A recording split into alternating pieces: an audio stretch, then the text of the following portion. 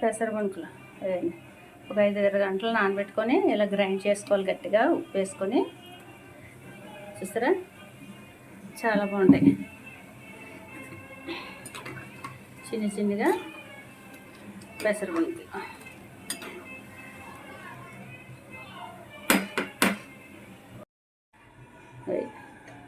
చూడండి, దూరంగా ఉండు.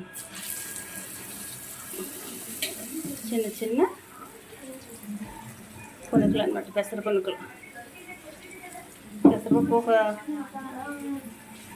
3-4 గంటలు నానితే ఉత్తి పెసరపప్పు, ఇందులో ఏం వేయలేదు. ఉల్లిపాయ పచ్చిమిర్చి కూడా వేసుకోవచ్చు, నేనైతే ఉత్తి వేస్తున్నాను.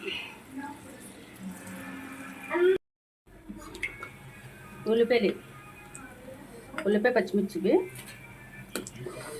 చూసారా ఎంత బాగున్నాయో, చాలా బాగుంటాయి.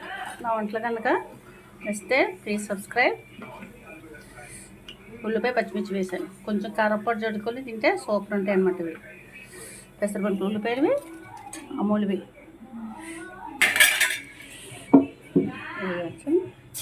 ఉల్లిపాయ పచ్చిమిర్చి.